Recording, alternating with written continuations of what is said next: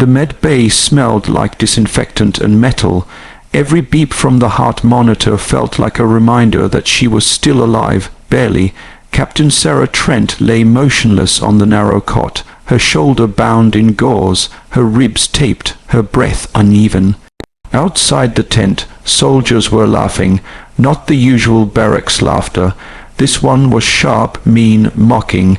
She could hear it through the thin fabric walls. Guess mission SD was too much for the captain. One voice said, "Can't lead a squad if you can't even dodge a bullet." Another chuckled, "Yeah, I heard she froze up. Whole team almost got wiped because of her." The laughter stung worse than the pain in her body. She wanted to get up to shout back, but her body betrayed her. The morphine numbed her wounds, but not her shame. 2 weeks earlier, she had led Recon Unit Bravo into the outskirts of Mazar province. The mission, codename SD, was supposed to be simple: extract 2 captured engineers from a derelict compound under enemy control. Intel said light resistance, but Intel lied. Within minutes of infiltration, they were ambushed. 3 men down in the first burst. Radio interference. The enemy seemed to know every step they took. Sarah took a bullet through the shoulder while trying to drag a wounded corporal behind cover. She kept fighting until her vision blurred, until her rifle slipped from her blood-soaked hands. Somehow, she managed to call in air support before losing consciousness. When she woke, half her squad was gone. The rest of the unit never looked at her the same again. Now, in the sterile silence of the med bay, she stared at the ceiling. The whispers had already begun to circle through the base. Rumors that she panicked, that she got people killed. And in the army, rumor spreads faster than any bullet. That evening, the tent flap opened. Major Ricks walked in, clipboard under his arm, smirk on his face. "Captain Trent," he said, "you're awake, good. Thought we might have lost you and your record." She tried to sit up, wincing. "Major, save the salute." He cut her off. "You know what people are saying out there. That mission SD was a disaster because of you." His tone was calm, but his eyes gleamed. "Maybe command will finally see you're not built for the field." "I followed orders," she said, her voice shaking from anger and pain. "We were ambushed. Someone leaked our route. Convenient excuse." He muttered, writing something on his clipboard. "Maybe if you didn't spend so much time trying to prove you belong, your team wouldn't be 6 feet under." He turned and left. She clenched her fists until the stitches in her hand threatened to tear. The tears she'd been holding finally fell.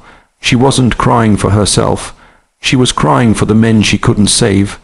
2 days later, the base cafeteria was buzzing. When Sarah limped in, silence briefly fell.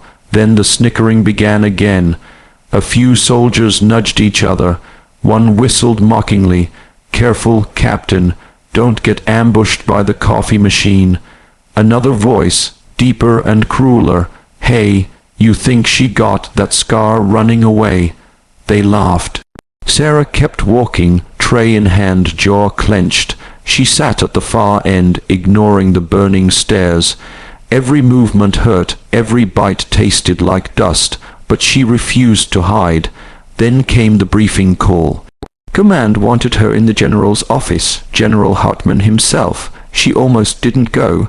The humiliation was too much, and the pain in her side made every step feel like walking on knives.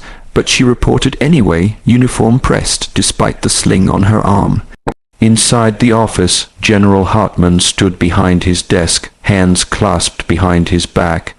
He was a legend in the Corps, stoic, ruthless, impossible to read. The walls were lined with medals and photographs of past campaigns.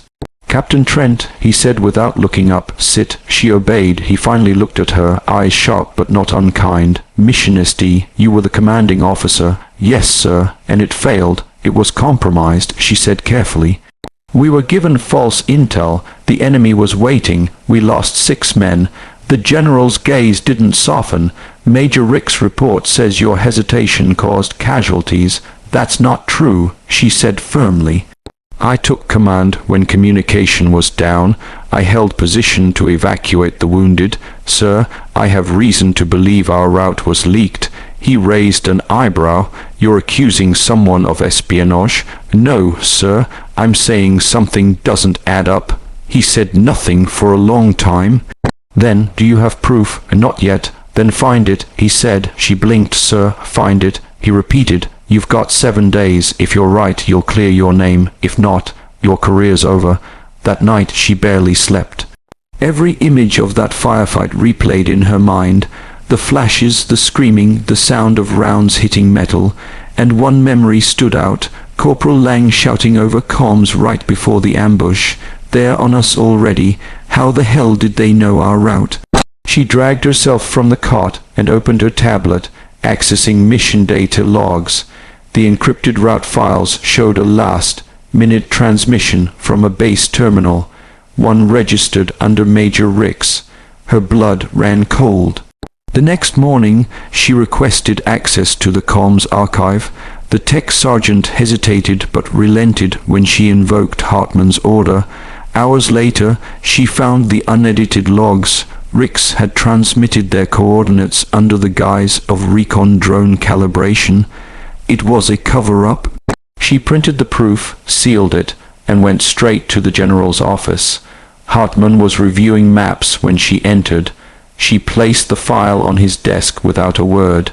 He opened it, skimmed the logs, then looked up slowly. "You're sure this is authentic?" "Yes, sir, time-stamped, verified. He sold us out." The general's face hardened. "Leave it with me," he said quietly. 3 hours later, alarms went off across the base. Military police stormed the admin wing. Ricks was dragged out in cuffs, shouting about loyalty and chain of command. The rumors vanished as quickly as they had spread. That evening the general came to the med bay. The soldiers who once mocked her fell silent as he entered. The room straightened instinctively. Hartman stopped beside her cot. "Captain Trent," he said, loud enough for everyone to hear. "The court martial found Major Ricks guilty of espionage and gross misconduct. Your actions saved this command from further compromise." She stared at him in disbelief. "Sir, I only did what was right." "Exactly," he said, "and that's why you're being reinstated, effective immediately." He turned toward the others, those who had laughed, those who had doubted, for those who mocked a wounded soldier. He said coldly, "Remember this, courage doesn't always look like a victory parade. Sometimes it's a woman bleeding in the dirt, refusing to leave her men behind." The silence that followed was suffocating.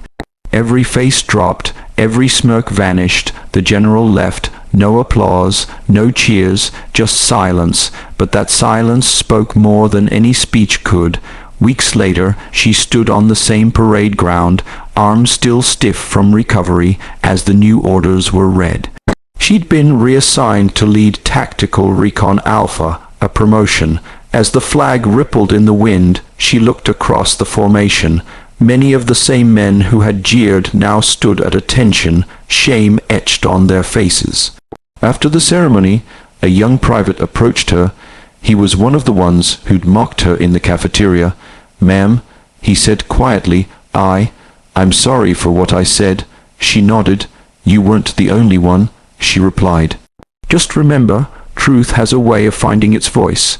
Later, as the sun sank behind the desert hills, Sarah walked alone to the edge of the compound. She could still hear echoes of that battle, the chaos, the gunfire, the cries. But now there was something else too. Peace. She took a deep breath and looked toward the horizon. "For you, boys," she whispered, "we made it." Inside the command tent, General Hartman watched her from a distance. He didn't say a word. He didn't need to.